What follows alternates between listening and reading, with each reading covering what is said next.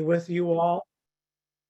It's lovely to be joining you all today to talk about one of my favorite topics, ethics in general. I'm Rob Froelich. I'm an associate professor of counseling with the George Washington University. And I'm looking forward to sharing some experiences, excuse me, and then hearing a little bit of the questions that you might have for me too.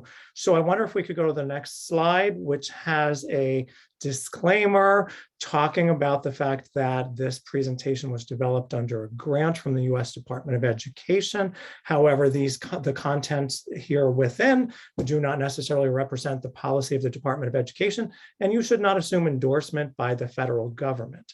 But I hope you're going to get a lot of good information anyway. So let's go to the next slide. And I want to share with you a little bit about what we're going to be doing today. Today, we're going to talk about ethics in a broad context to begin with. And then we're going to talk about some contemporary ethical decision-making models for resolving dilemmas.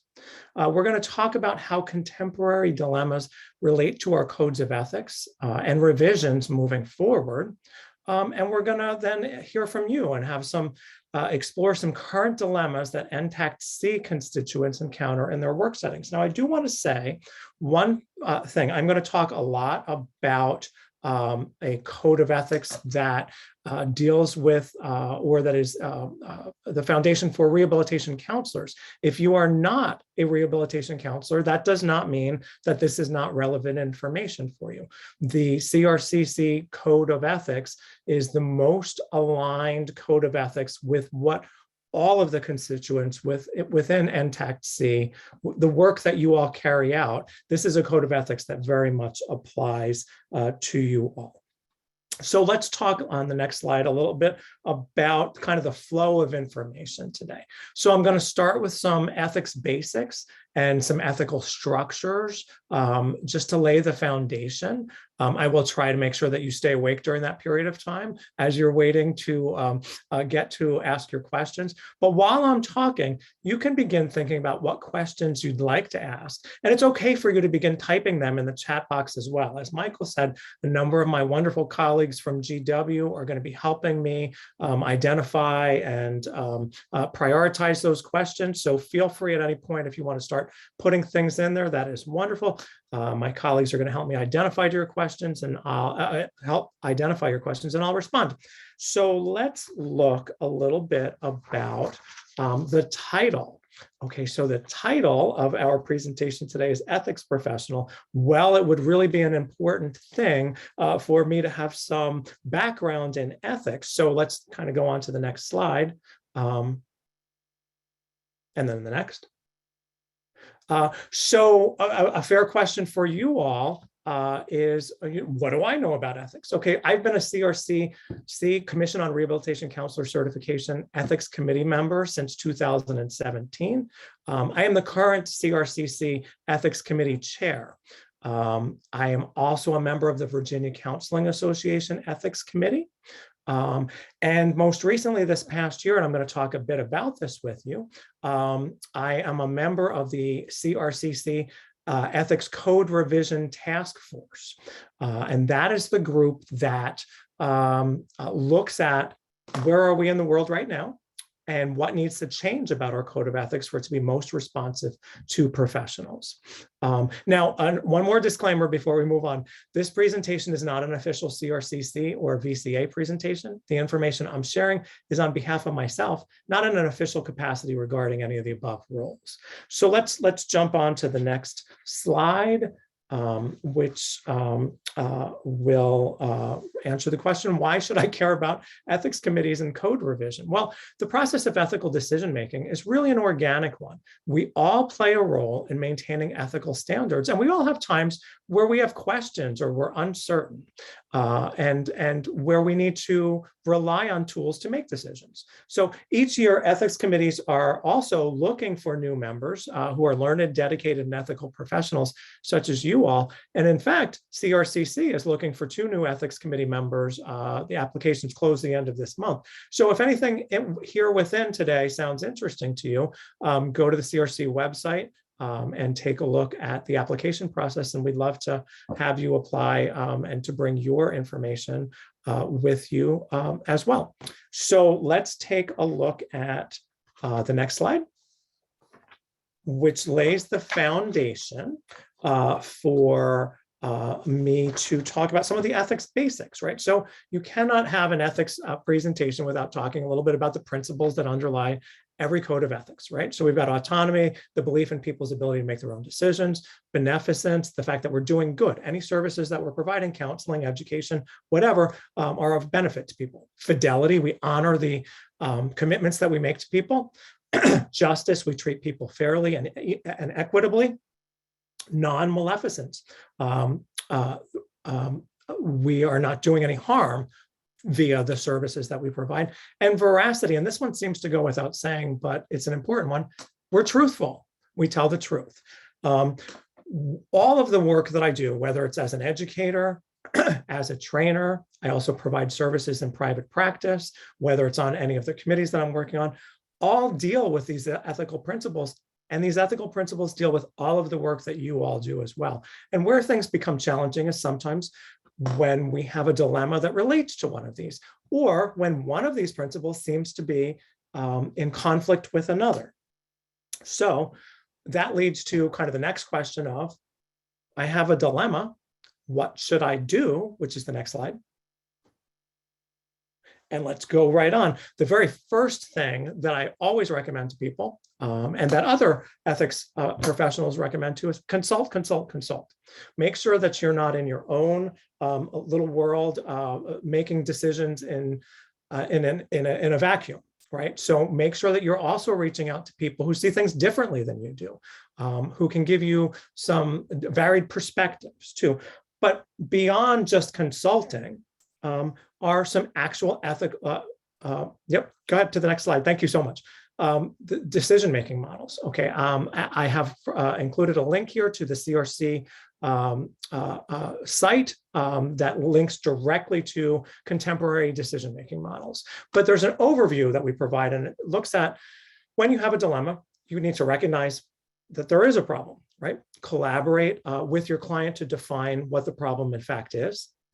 Develop solutions with the client, choose a solution amongst those solutions that are identified, review the process with the client, re-choose, implement and evaluate with the client, and have a process of continuing reflection. This is a broad, open description of decision-making models in general, but let's go to the next slide.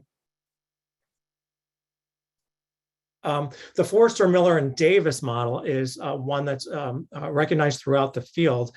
And what this says is identify the problem, apply the ACA, American Counseling Association Code of Ethics, determine the nature and dimensions of the dilemma, generate possible courses of action, consider the consequences and choose an action, evaluate a course of action, implement the course of action, and document the entire decision-making process, right? So if you go to that link from the last slide too, there's a multitude of other decision-making models, but the important point is have a decision-making model and have one that you consistently use when you're faced with a dilemma.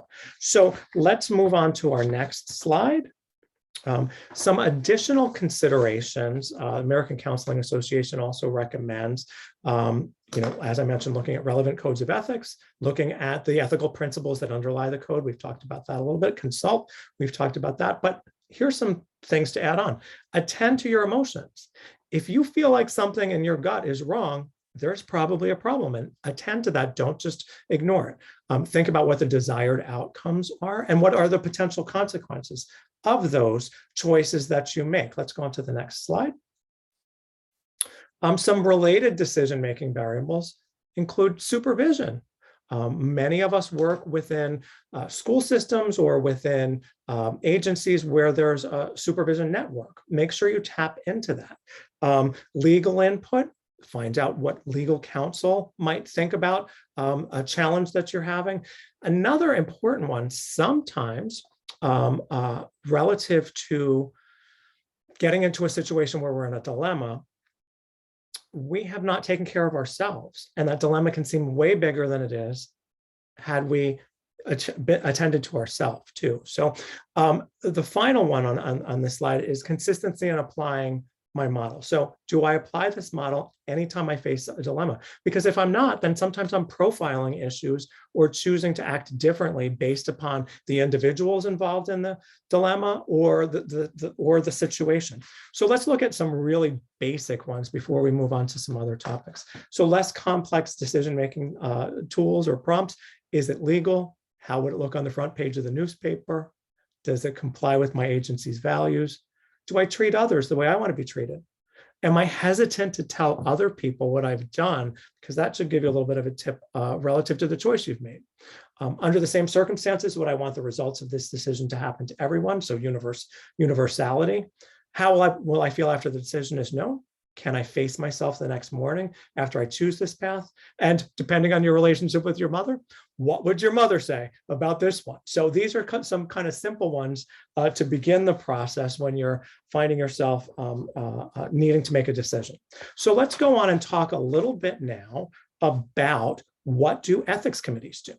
Okay, I'm going to start with simple first. Okay, we have a newly reconstituted Virginia Counseling Association Ethics Committee, and this ethics committee is responsible for promoting ethical standards for counselors as set forth by the Code of Ethics.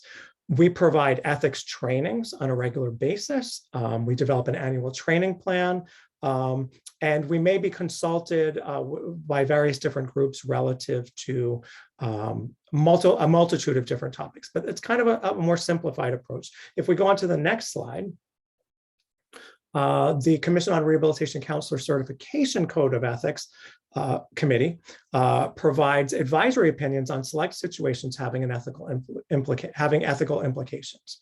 The first step we always recommend to people is if you have a dilemma, talk with the people involved, right? And if that doesn't resolve, then reach out for an advisory opinion from the ethics committee. Advisory opinions should be regarded only as general education assistance. We're not giving specific direction in any particular instance. So let's go on to the next slide. Available for review is a compilation of the essence of the questions presented dating back to 1996, as well as the committee's responses and code citations. And you can also search by topic. So I've got on this slide, there's a link where you can literally get into all of the advisory committee opinions since 1996. But beyond advisory opinions, let's move on to the next slide. The ethics committee also administers the grievance process. So this is a little more complex because think about the structure of this organization. This is the certifying body. So the certifying body has the ability to say whether or not you remain certified. And there can be sanctions, right? So CRCC takes its responsibility to the community and its code of professional ethics for rehab counselors seriously. You can look at what the grievance process is via this link. All grievances are reviewed fully by the CRC Ethics Committee in accordance with guidelines and procedures for processing complaints. And so there's a multitude of individuals on this committee representing different geographies, different cultural backgrounds, different professional disciplines and settings, right? No one complaint is ever an easy yes, no. We have extensive conversations relative to what the complaint deals with, what code violations may be related. So these are really complex and lengthy discussions, and they should be, because you don't want people making just a yes, no decision when it's something relating to your professionalism. And actions resulting from these can range anywhere from a letter of instruction, just saying, hey, here's best practice, all the way to revocation of certification and anywhere in between. Let's go on to the next slide.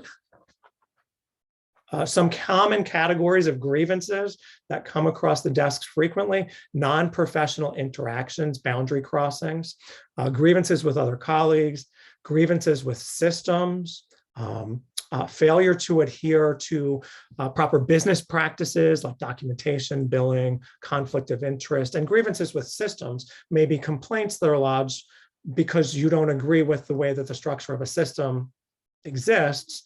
And we kind of have to go through and see, did the certificant in any way, shape, or form not fulfill their duties in an ethical manner. So let's go on to the next slide. So, interesting period of time. The next code of ethics for rehabilitation counselors, professional rehabilitation counselors, will go into effect January 2023. We have been working over the past year on a draft for the next code, and it is currently out for public comments. And the link for that to make those public comments is included. And those public comments are due by June 30th. So we put the draft out. We have people take a look and say, we agree with this, we think this should be expanded, all of those different things. We revise those public comments into the next code, and the CRCC board ratifies it, and then it goes into play. So topics of expansion in this draft include multicultural issues, social justice in particular, changes to the decision-making recommendations, technology. Well, I don't have to tell you all that we've been in a pandemic that has changed the way that we provide services over the past couple of years, and technology and training and teaching relative to that technology are a huge area of need for expansion. So make sure to look for guidance regarding the expansion of telehealth and virtual counseling and technology-based counseling services in the current code, as well as this draft moving forward. So I know the interpreter is probably thinking, my goodness, you talked so quickly and with so much information in 20 minutes. But now we're to the point where it's live TV now, and now it's time to find out what some of your questions may be. And I think my colleagues, if we jump on to the next slide, let's move on to your questions. Colleagues from GW, help me out here a little bit and let me know what kind of questions have been posted and what do we want to talk about? Rob, this is Sandy. One question, there are two questions in the chat so far. One's pretty straightforward, so I'm gonna ask that one first.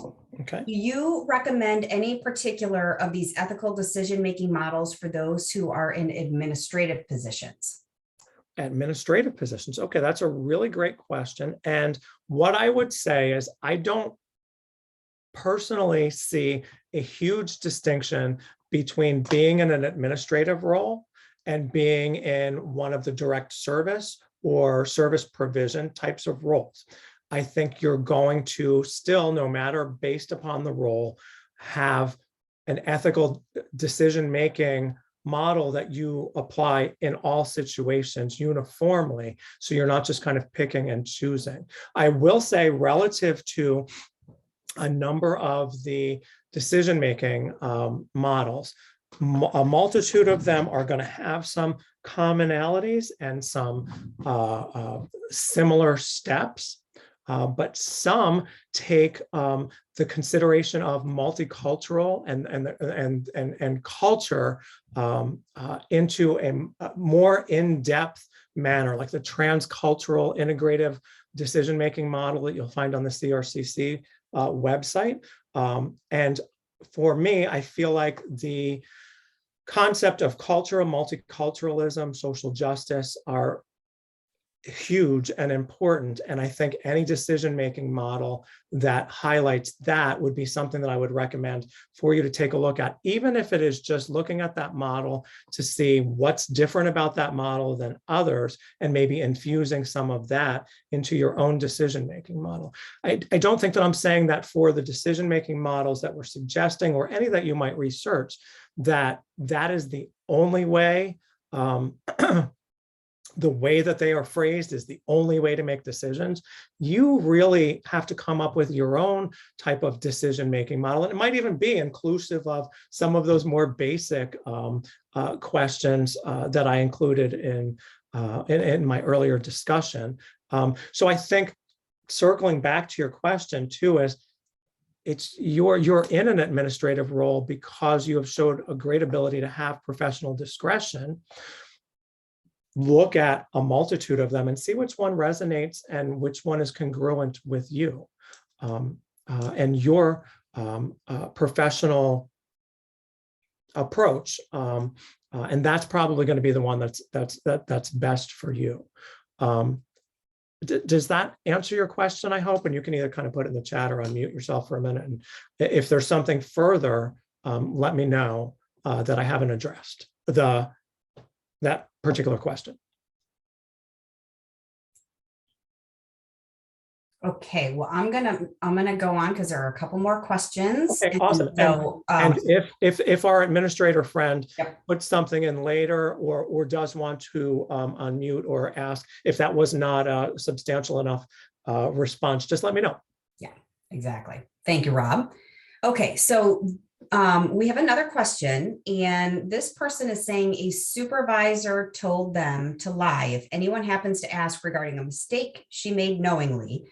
And this person's wondering if it's an ethical issue, and then I'll read the scenario. So the person was told to lead a meeting with a customer independently. They both knew that this individual was not released from training, and they did as they were instructed, though. There's documentation that the person led the meeting, and they asked to say that they were just an observer. However, no one was there but the customer and that person. Was that clear enough when I read that? Yeah, so here's what I'm hearing, and Sandy, you tell me if you think, and the person can kind of clarify too, but it sounds like there were two people in the room, but the desire was for there to be documentation that there was a third person, and there was recommendation that even though that was not the scenario, that was not the reality of the situation, there was a desire to have documentation that said that it was. To me, okay, correct, great. To me, the ethical principle of veracity comes into play here, right? That is that we're honest in all of the things that we say, that we don't fabricate or lie, because think about it, it's a real slippery slope. Something can seem simple to add or expand upon, and it just kind of snowballs and gets bigger and bigger and bigger.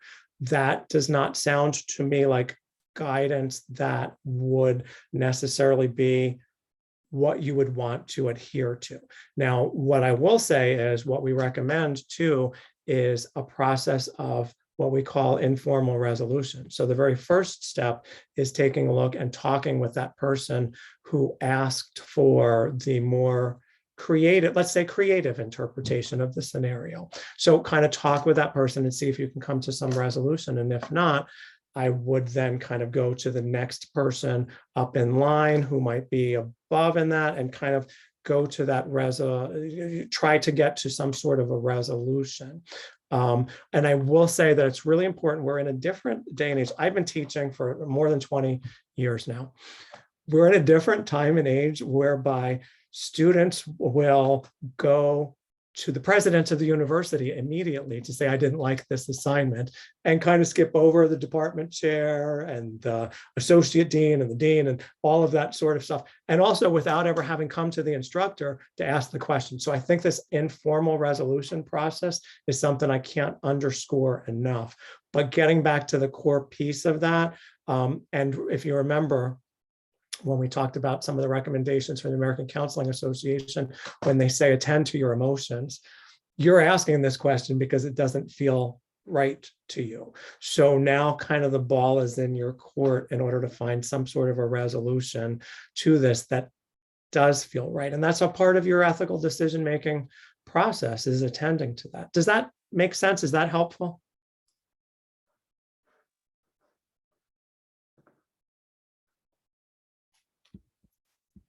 Let me just go. Hey, Rob, I've got another question for you. Well, not really. I wouldn't. Yeah, I'm glad it sounds good, but I know we use that military chain of command thing, kind of loosely and whatnot. Yeah, I don't ever want to kind of superimpose that model on counseling dynamics and human services that we have. But sometimes, yeah, there definitely is that kind of hierarchical piece, and that doesn't mean that I don't feel that everybody along that line has something important to add. But it's important to kind of just go in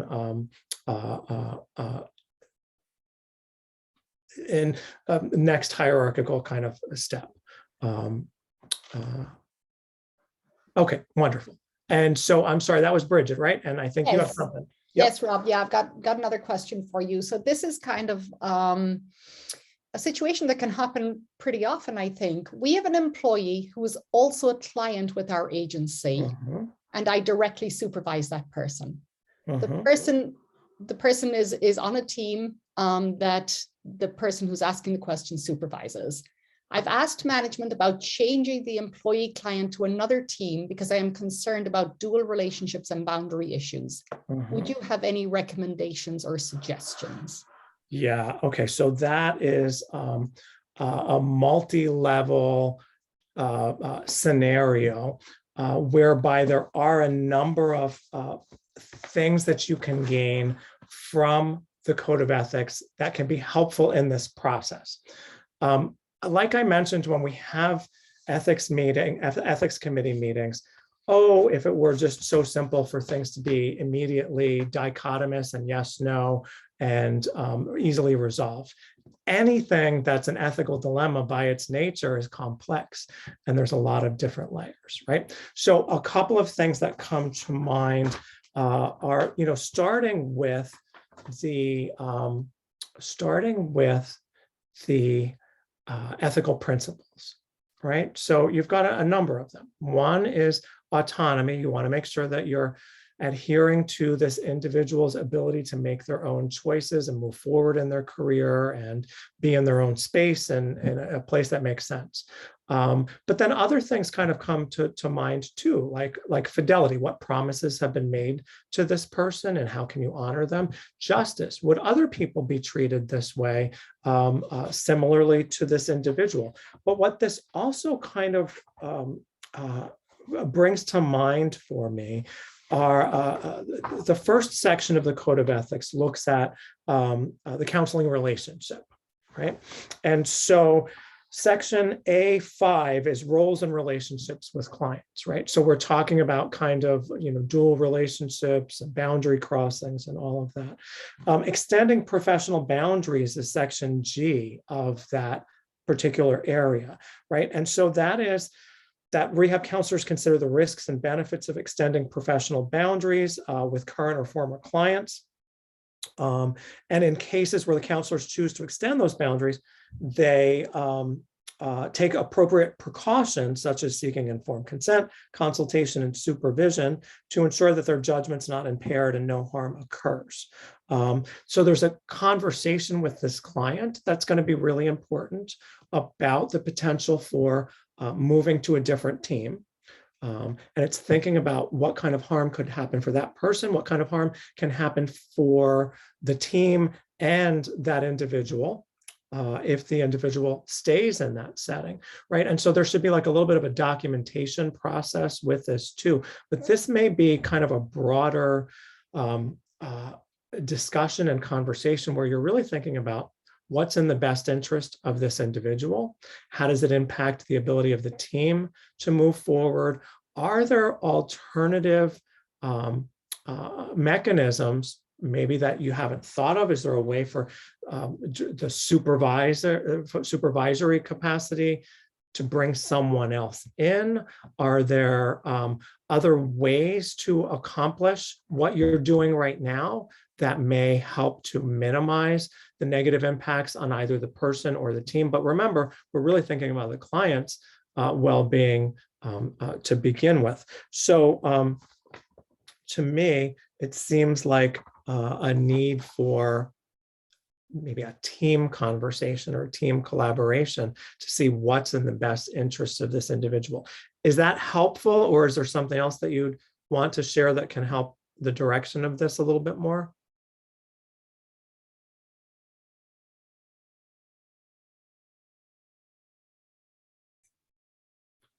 Okay, so thank you for kind of checking in with that. And if there's a way I can be helpful in the future too, my contact information is at the end. But it sounds like kind of an important conversation for folks within your team to have.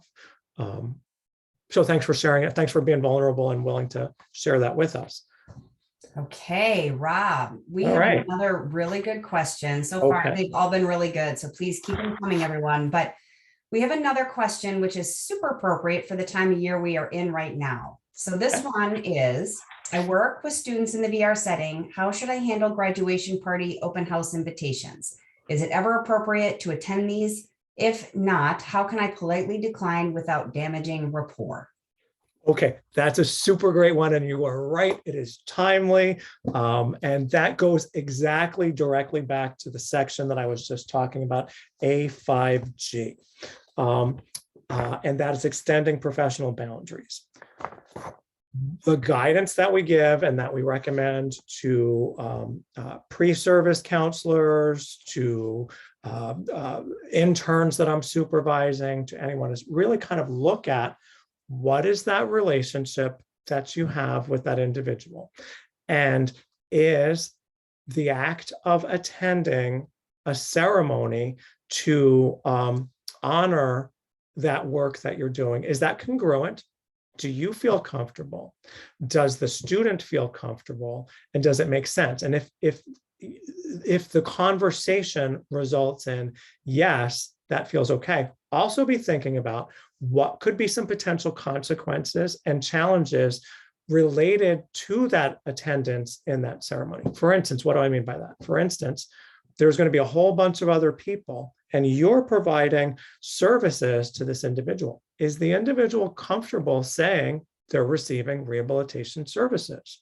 If they're not, how are they going to explain who you are, and what kind of awkwardness is that going to create? So it's important to be thinking of these things up front before getting there, because if you've already talked about that and the student's like totally not worried about that at all, I got here because of the services that I'm getting, and I don't worry about breaking my confidentiality on that at all, then there's not really an issue.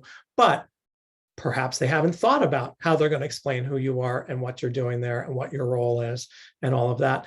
And that could have a negative potential consequence. Okay, so there's the conversation, there's the thinking about what are the benefits and what are the potential negative situations, right? And the benefits are, the relationship that you have with the client is even enhanced greater. You're affirming all of their accomplishments. You've come to this point where the student has worked so hard, and it's a great acknowledgement publicly of what they're doing. So those are all the good things. Breaking confidentiality is a potential negative thing. Discomfort amongst family members. Maybe the student's great with this, but the family's not, maybe talk about that. There's this whole discussion and planning, but documenting all of that too. And also documenting if something goes wrong, if it goes off the rails somehow, being able to document that you tried to do something about that to eradicate it, to address whatever challenges might go on there. I see there's a question. Doesn't it seem like you are their friend then, and how to handle that later? So that's another important piece of the conversation that if you so choose to make that decision. Like, let me give you a different example, and then we'll come back to the student one too. I worked in community mental health when I started out in my career, and I worked with a particular client. And my client had all sorts of challenges with her husband and all sorts of stuff. The details don't matter, right? Well, the husband, probably like 3-4 months into our work together, and she was really doing great, husband died unexpectedly. I had a choice at that point. Do I go to the funeral? Do I acknowledge our work together, right? So I kind of talked with the client, and the client said, yeah, absolutely. I certainly want you to be there. I will feel supported by that. We've been working on this. And we kind of talked about all of the, you're going to have to tell people you're a therapist and you really want to do that and all of that.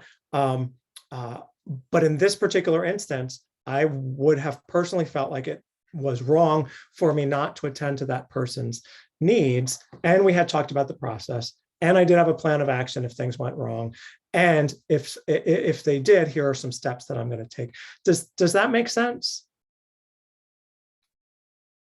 I'm broadly kind of putting that out there. I can't see everybody. I'm imagining a bunch of you are going, yes. And if you have questions that were not addressed by that, let's continue with that. But I think you have to the comment about, doesn't it seem like you're their friend?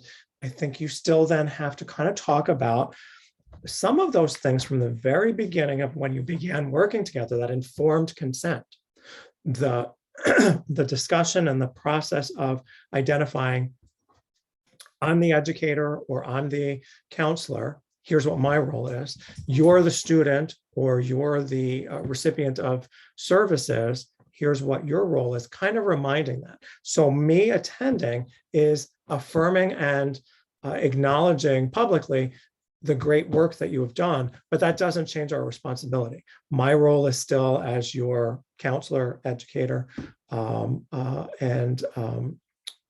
just being kind of clear about that. Does that make sense?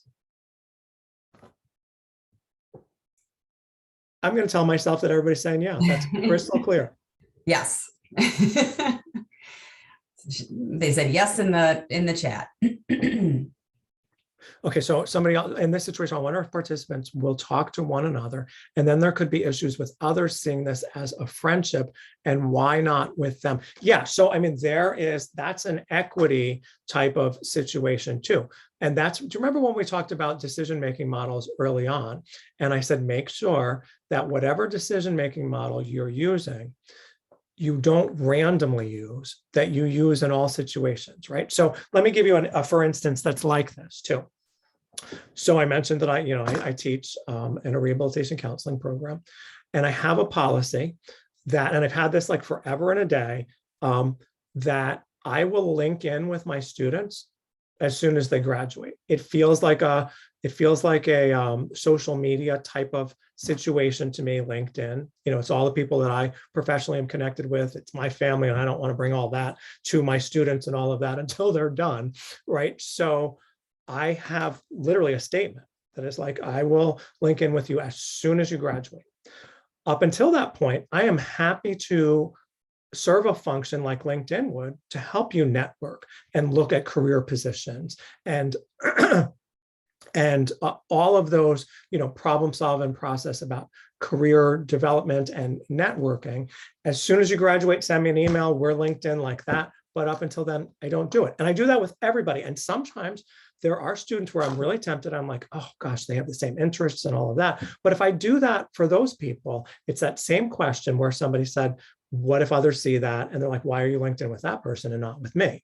Right. So making sure that you have a consistent, and even to me, like a script of what you're going to say. Okay. So like you do have to think about, so if you are going to go to one of these, are you going to go to all of them? What if somebody asks you and you're like, oh, you're just not my favorite person? That's going to make them feel terrible. And that's kind of the antithesis of what you want to do. And that's a non-maleficence. We don't want to do harm. So keeping clear boundaries, keep asking those questions. You posted earlier. Yeah, absolutely. Kind of go through that. Absolutely. I hope that was helpful and clear. I feel like I might have meandered a little, but sometimes you have to. Thank you, Rob. I think you're doing a great job answering the questions. But certainly if anybody needs clarification, feel free to put that in the chat and we can make sure that we circle back to any questions. There's another kind of a comment in the chat here that I want to read to you that sounds like they're kind of wondering if there's something maybe they need to be considering here. So this one is, the more we expand our delivery of pre-ETs, the more questions we get about conflicts of interest between the service delivery staff, vendors, and the students. We have had some staff want students removed from groups because they know the trainer from their community. That seems more harmful to me when considering the delivery of services to groups. Okay, so I heard some pieces of that and I want to just make sure. More we expand pre-ETs services, the more we're experiencing conflict between the vendors and the students. And so the vendors are saying that they know. It sounds like there's a conflict because the vendors or the staff know the students or vice versa, and staff want students removed from the groups because they know the trainer from their community. And they're saying that not including this, I think the person asking the question is saying it could be more harmful to remove the students. Okay. Okay. Oh, and there it's cut in perfect. Yeah. Okay. So merely knowing someone or having this kind of goes back to the rural, like we used to kind of talk about years and years ago about like services in rural areas. And in rural areas, you may be providing services to somebody who's your kids' coach at after school programming, or you may see them in your church, or you run into them, or what have you. But then over time, I've always evolved and talked with students, like even in downtown Washington, D.C., in Foggy Bottom, major, huge metropolitan area, but you still have this chance where you're going to run into people that it's a real interconnected little community in the midst of a huge city. So I do caution, as that last kind of statement in this comment says, it could potentially be very harmful, because what if just because they know the person who's doing this training, what makes them different and not needing those services, and where will they get them if they're removed from that group? Now, it's one thing if they can be changed to another group that is the same exact content and the same level of expertise and what have you. But if they don't have resources to something else, then I think it behooves that professional to look at how can they address whatever boundaries they have in supervision or in whatever area consultation with colleagues, to make sure that they're not treating that student differently, better or worse, but not removing that student, because there's a reason why that student was recommended or requested to be in that particular service. And if there's not another option in the community and the school in that area, that's potentially harmful to that individual. So that would be my take. Is that helpful?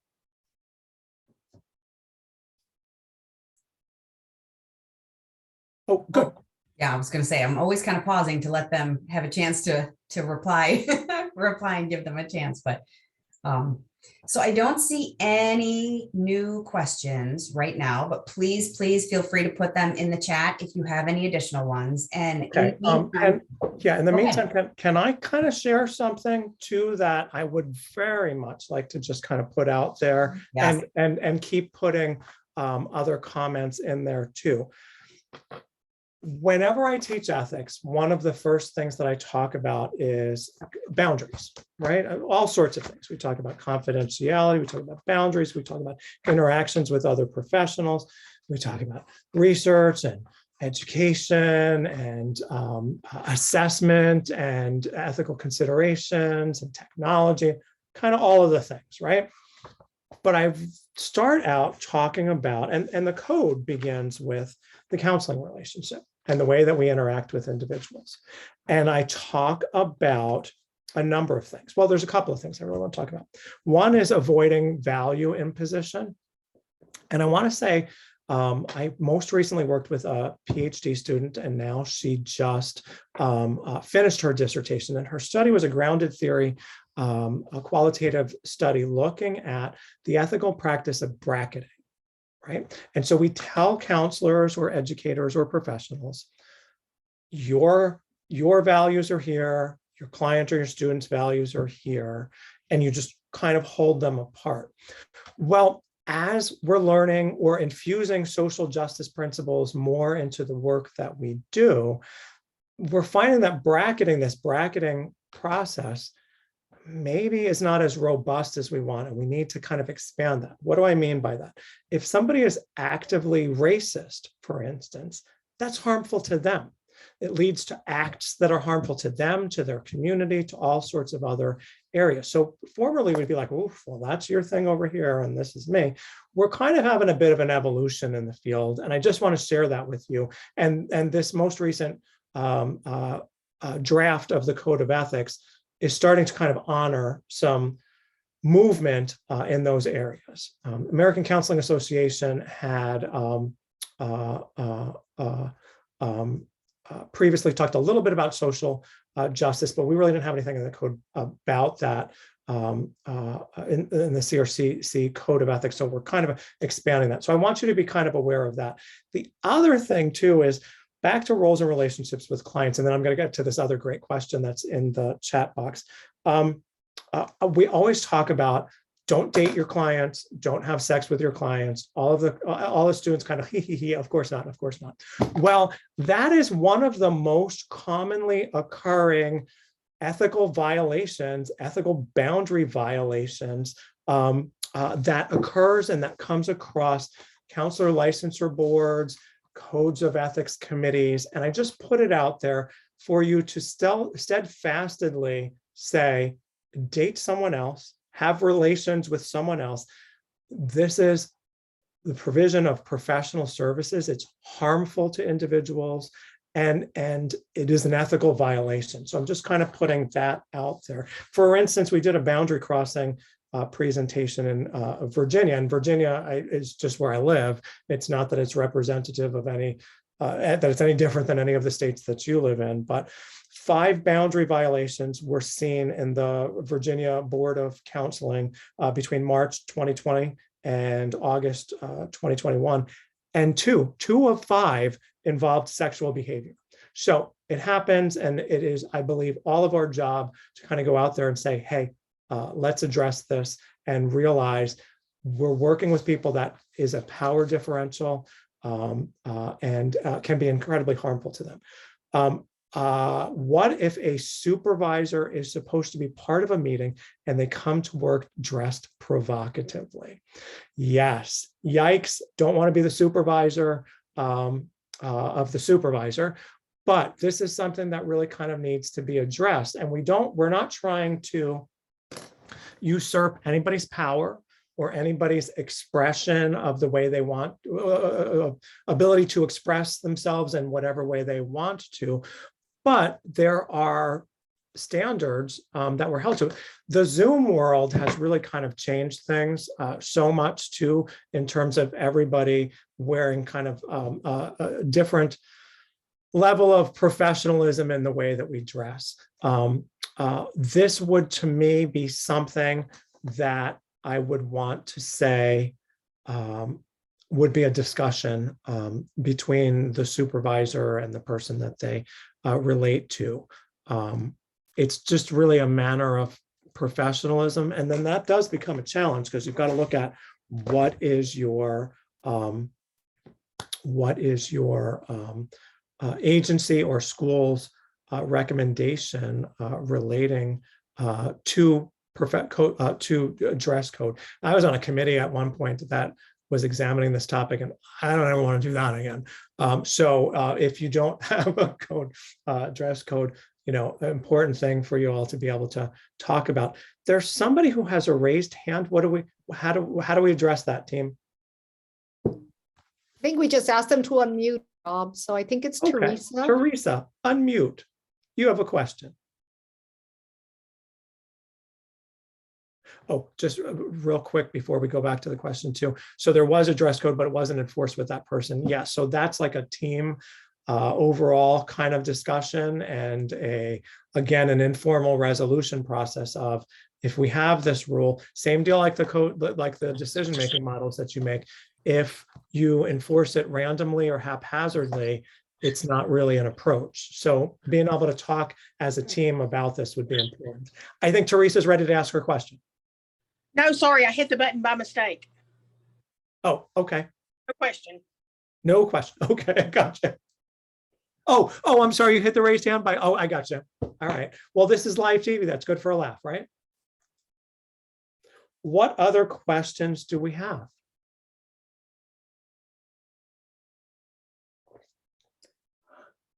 Not seeing any other questions posted right now, Rob. All right, colleagues, what troubles you? Oh, what questions might you have? Oh, wait, here's one. Now one just came in, Rob. Sometimes there are obvious ethical issues, well documented, reported through corporate chain of command, but the employer is not acknowledging in writing the issue and any solutions they may have for it. Other than having the obligation to act professionally, unbiased, and compassionately, don't they have an ethical obligation to answer appropriately? Theoretically, we know that we should be done when it comes to applying the law. We are on unequal fields. What could bring one on the same playing field and have the employer take responsibility for maintaining these issues and ignoring the problems and the person who brought them up to light without hiring more help. Okay, so it sounds like from this scenario, what I'm taking is that there have been problems. There's been a dilemma. There's been a situation. It's been well documented. It's been reported all the way up through the informal chain of command, but it's not acknowledged, and nothing has been done about it. Well, I suppose if there is something that, if there is an ethical violation, or a violation of something within the code of ethics, and that person is certified or licensed, one can certainly go through a process to report that to a certifying body or a licensing body. Is one particular option. There's that informal resolution with the individual, but I'm assuming the way that this is described, that probably happened ages ago and nothing really occurred from this. There are some things to think about as well. Sometimes we find ourselves in situations whereby we feel we don't have any agency, or we feel like something is occurring in our place of work that is not congruent with our value system or the way that we approach things. And at that point, it's really kind of an internal, is this the right place for you? If you've gone through all of these pieces of trying to address a dilemma that's been there, is this a place where you can grow and do well, and where you want to be, right? And I don't make light of that. I'm not saying, hey, just quit your job and go find another, because that's not so simple. I don't know where you live. I don't know where your place is. I'm just saying that sometimes throughout our career development, there are places where we look and we're like, I'm not sure if I'm in the right place right now, or if there's another. I also don't know if you work in a place that has some sort of an HR, like ombuds person, or a place where you can go to HR and make a request or a complaint or something. But those are things that come to mind as I'm looking at what you've described. I don't know if that's helpful at all, or if you want to expand on what you're saying.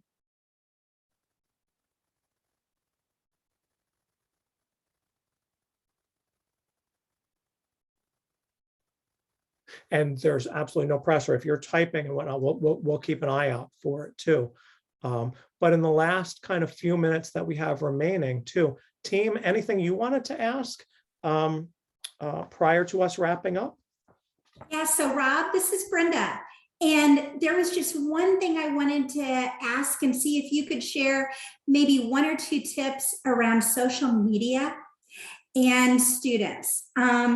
I know we talked a little bit about going to, like, invited to a graduation party, and you talked a little bit about LinkedIn after graduation, but, students like to communicate, not necessarily Facebook, but texting and, those kinds of things. Is there anything folks need to be mindful of around that? Yeah. So texting, if you don't text the young people, you're probably never going to hear from them. I have 2 young people who are not really sure of the fact that you can put that device up to your ear, talk into it, dial some numbers, and actually talk to someone.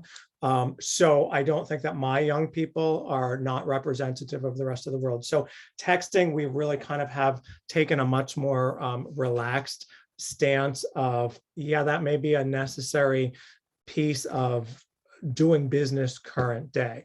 Now, finding a way for it to be a phone that is issued through your agency or set up in a way where it's not your personal number, where people are calling at all sorts of times, or misinterpreting your connection, is an important one. Now, relative to social media, some of the changes, and you can all kind of look at the draft code and make some comments. We've gone from in the field, and I've been doing trainings like this for like many more years than I want to even admit. But we kind of started out with, hey, just say no to everything. nope, never, never, ever. Where we've moved towards, things like employment selection are very technology based and social media based. And if you have no digital footprint, you may get completely screened out. So that's a whole different thing there too. And also within various different disability communities, some are small communities where advances it's essential to know immediately what are advances, and you want to get that out to the most people possible. So there's a big distinction between professional social media pages and personal social media pages, and kind of creating that boundary in between so one doesn't spill over into the other. But I guess what I'm trying to say is we're in a more complex time where we can't just say no, because there's some viable reasons why you would want to connect, but thinking about not blurring those personal boundaries. Is there a way that you can do it on a professional page or your agency page or something along those lines? Does that help at all, Brenda? Absolutely. Thank you so much. Thank you, Rob. Okay. Anything else? I'm not sure if I have the right time or not. Are we like bumping up on the hour? We're getting close. Okay. All right. So anybody want to help me bring this on home? Sure, I can do that. And thanks, Rob. It was really helpful and insightful. Wanted to remind folks that you will be receiving a Zoom link tomorrow, a Zoom email with a reminder to complete the evaluation. And you can find that evaluation on our NTech, the collaborative website. You can also find the PowerPoint for today listed there. And it's posted under the description for today's session. And with that, thank you for joining us. And there's your information, Rob. I appreciate you all being here today. And if there is a way that I can be helpful, feel free to email or call or what have you. I appreciate your time today.